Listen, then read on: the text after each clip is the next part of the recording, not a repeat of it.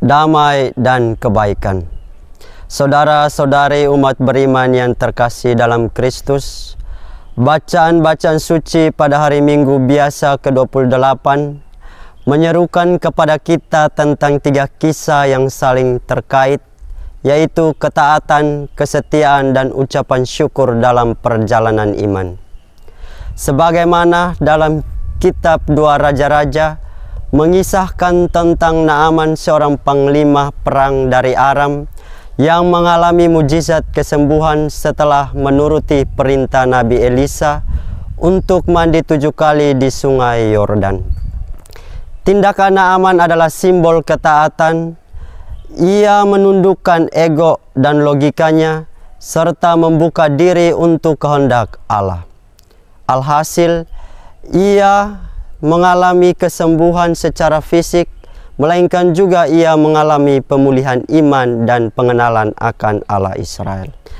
Pengalaman iman Naaman akan kuasa Allah yang bekerja lewat mujizat terjadi berkat iman, kesetiaan, serta syukur yang terarah kepadanya. Namun, Tuhan meminta kepada kita untuk taat, bahkan dalam hal-hal yang tampaknya sederhana atau tidak masuk akal.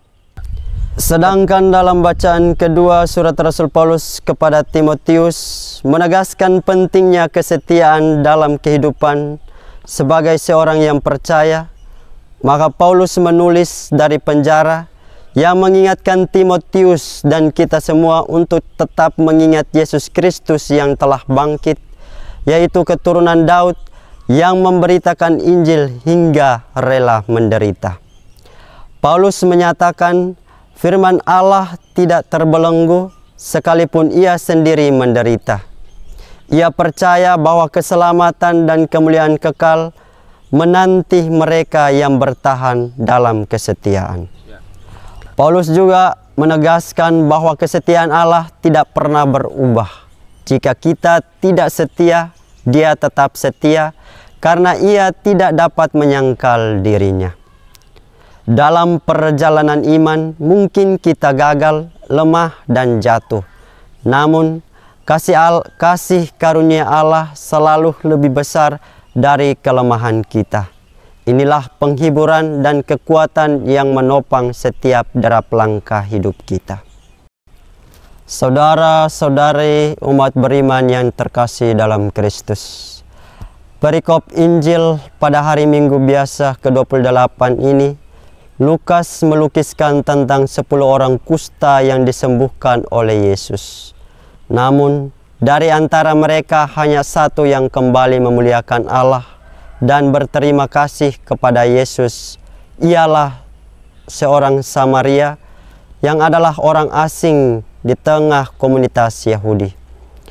Yesus menyoroti sikap rendah hati orang Samaria ini.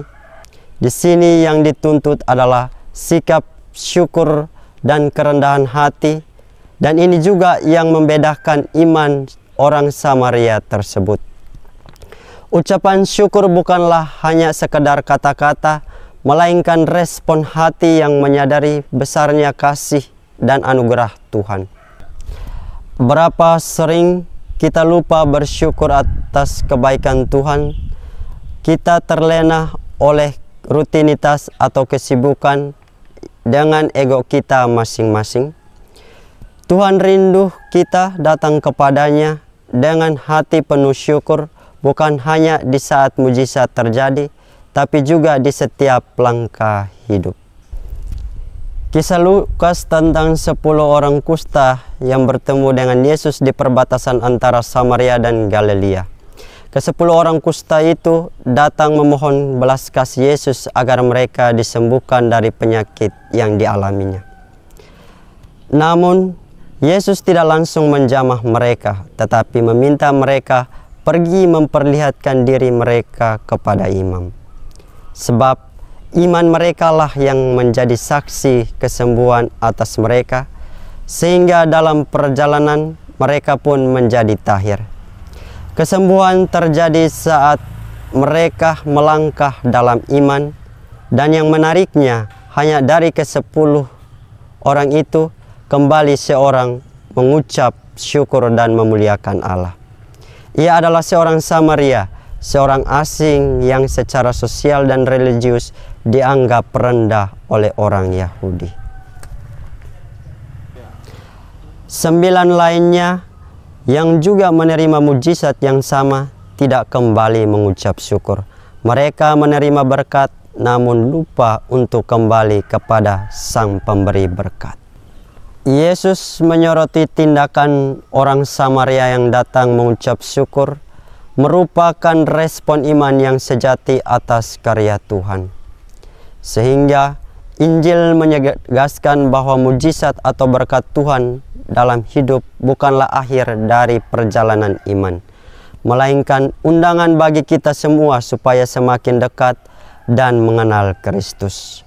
Banyak orang datang kepada Tuhan saat butuh pertolongan dan berseru dalam kesulitan, tetapi hanya sedikit orang yang ingat untuk kembali bersyukur dan memuliakan namanya setelah menerima jawaban. Syukur yang sejati bukan hanya terucap di bibir, tetapi juga nyata dalam tindakan yang datang kepada Tuhan, memuji dan menyerahkan hidup kepadanya. Orang Samaria itu bukan hanya sembuh secara fisik, tetapi juga dipulihkan secara spiritual. Yesus berkata, "Berdirilah dan pergilah, imanmu telah menyelamatkan engkau." Ada penyelamatan yang lebih dalam, bukan soal tubuh, tetapi juga jiwa. Sikap syukur membuka pintu bagi anugerah yang lebih besar dan memperdalam hubungan kita dengan Allah. Orang Samaria itu kembali kepada Yesus, bersyukur dan memuliakan Allah di setiap dinamika kehidupannya. Sebab hati yang sungguh bersyukur bukan hanya menerima mujizat, tetapi juga mengalami keselamatan yang sejati. Ketaatan membuka jalan bagi mujizat, kesetiaan menuntun kita pada kemuliaan kekal, dan ucapan syukur adalah nafas untuk memuliakan Allah, serta memperdalam relasi kita dengan Kristus. Kita dipanggil untuk meneladani Naaman yang taat, dan Paulus yang setia, dan seorang Samaria yang bersyukur.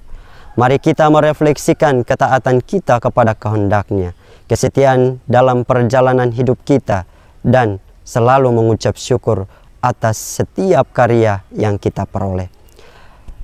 Dalam setiap kelemahan, kesulitan, maupun berkat yang kita peroleh, Tuhan memanggil kita untuk senantiasa datang bersyukur kepada kehendak-Nya. Sebab Tuhan tetap setia atas kasih yang dicurahkan kepada kita. Ia tidak meninggalkan kita.